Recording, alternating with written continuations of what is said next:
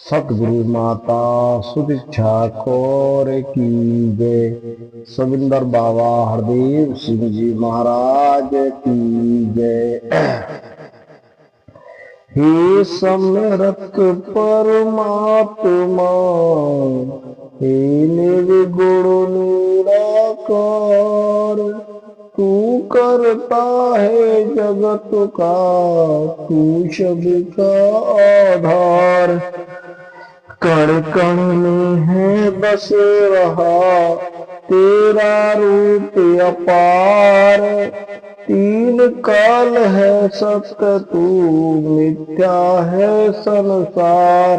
घट घट वासी है प्रभु, अविनाशी करतार। दया से तेरी हो सभी, भवसागर से पार। निराकार साकार तू, जग के पालनहार। है बेअंत महिमा तेरी, दाता अपरंपार। परम पिता परमात्मा, सब तेरी संतान।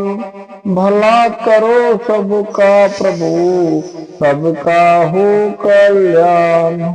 भला करो सबका प्रभु, सबका हो कल्याण। परम पिता परमात्मा, कण कण तेरा वास। करण करा बरहार तू, सब कुछ तेरे पास। हम सब तुझको देख के दास करे अरदास। तू राजा अधिराज है, मैं दासों का दास। सतगुरु प्यार से कहना धन्यकारी साथ संगत। एक चोर था और वो जन्म से कभी भागवत कथा अथवा कोई चीज नहीं सुनता था। उसका प्रतिदिन मन चोरी में लगा रहता था। साथ संगत प्रतिदिन चोरी, कभी कथा न भागवत न ज्ञान, कुछ नहीं सुनना उसको। तो एक दिन बैठ हुआ सोच रहा था कि अब मैं बूढ़ा हो चुका तो कुछ बच्चों को भी ऐसी शिक्षा दूं जिससे वो आगे भी चोरी करने का प्रयास करें। तो उन्होंने उस बूढ़े चोर ने अपने चारों पुत्रों को बुलाया और कहा, बेटा मेरी बात सुनो, बड़े ध्यान से सुनना मेरी बात को।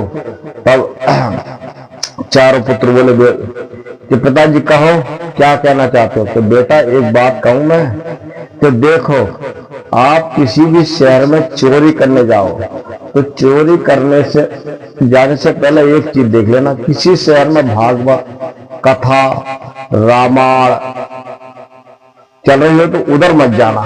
तो बोले क्यों पिताजी? कि ना उधर बेटा मत जाना, तो तुम चोरी नहीं कर पाओगे। तो बच्चों ने अपने पिता की बात सुनते रहे। तो अब काफी दिन बीत चुके, अब पिता जो है बूढ़ा हो गया और वो उसकी मृत्यु हो जाती है। अचानक उसकी जब मृत्यु हो गई, मृत्यु के बाद सब कार्य किया चारों पुत्रों ने अपने पिता का।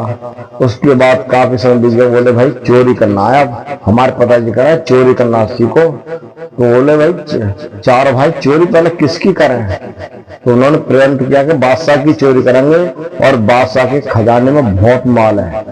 तो उन्होंने जो है बादशाह के चारों भाई ने प्लान बनाया और घर से जो है वो रात्रि के समय में निकल पड़े। जब चारों भाई निकल रहे तो अब उस शहर का एक ही रास्ता था, अन्य कोई रास्ता ना थे उस शहर में जाने के लिए। तो चोरों ने बोला चलो अभी इसी रास्ते चलेंगे, बादशाह का आज खजाना हम काटेंगे।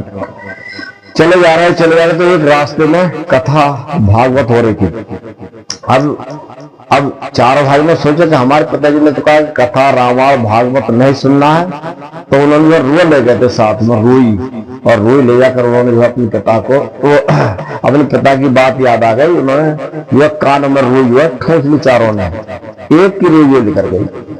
तो एक की रुई निकल गई तो उसके बाद उसने जो है मंच से ये कह रहे थे संत कि भाई सुनो, सुनो, महापुरुषों कि देवताओं की जो परछाई नहीं होती है। तो वो जो चोर ये जो था उसके कान कान कर बोले थे, उसने पूरी बात सुन ली। संतों ने कहा कि भाई ये सुनो सब जने, महापुरुषों भाई, जो देवता होते हैं उनकी परछाई नहीं होती है, तो परछाई नहीं होती है, और कभी भी कोई चीज दिखाई दे तो उसकी परछाई मनुष्य की परछाई होती है। अच्छा, वो बात उस चोर ने ग्रहण कर ली अपने मन में, और जो है उसने दोबारा से अपने कान में लगाया, और वो वहां पे जो चोरी करने के लिए चले जाते हैं। जब बादशाह के शहर में पहुंचे चारों भाई, तो उन्होंने बादशाह का खजाना काट दिया, और काटने के बाद बादशाह का खजाना चुरा कर वो चारों भाई घर को ले आए। जब प्रातः काल हुआ, सुबह उठा बादशाह और उसके वजीर, तो उन्होंने गए खजाने की तरफ देखा कि अरे आज तो इस मकान के ताला कैसे टूटा हुआ है और इधर से कूमर कैसा लगा हुआ है। तो बादशाह से कई वजीर ने जाके कहा, अरे बादशाह साहब, क्या आपका तो खजाना लूट लिया रहा चोरों ने। कहा अच्छा, ये क्या हुआ है कि कूमर भी लगा रखा और दरवाजा भी तोड़ दिया सब ने। अच्छा भाई, ये काम करो वजीर साहब, अब इसका पता लगा चोर कहां पर रहते हैं। 2 दिन हो गए, 3 दिन हो गए, चोर जो है चोर का पता नहीं लग गया। तो मंत्री बोला बादशाह से कि मैं चोर पकड़ लूं तो। बादशाह ने कहा ठीक है, आप चोर पकड़ लीजिए, आपको इनाम मिलेगा।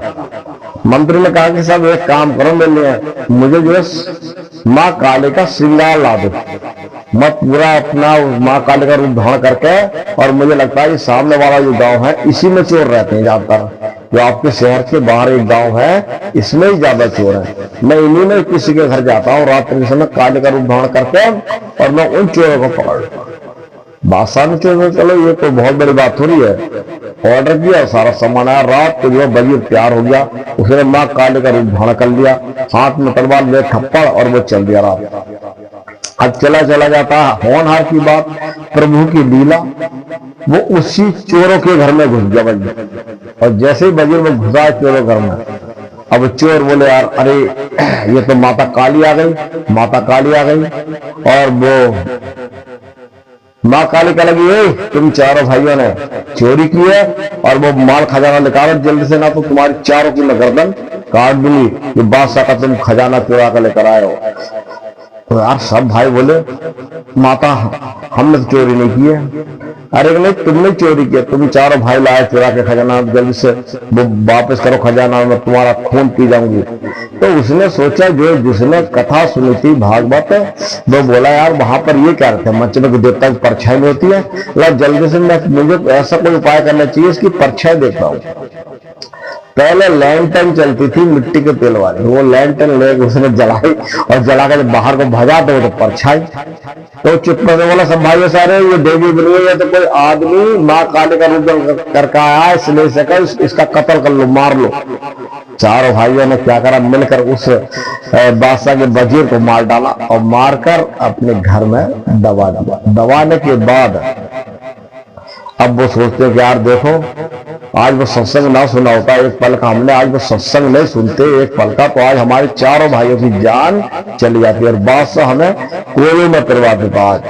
तो एक पल का सत्संग सुनने से उन चारों भाइयों की जान बच गई। तो सत्संग सुनना बहुत जरूरी है, सत्य का संग करना, और सत्संग सुनने से ही ज्ञान प्राप्त होता है। जैसे उसके पिता चोर ने कभी पूरा जीवन दे दिया, कभी उसने ज्ञान ही नहीं लिया, उसने चोरी करता रहा। तो ऐसे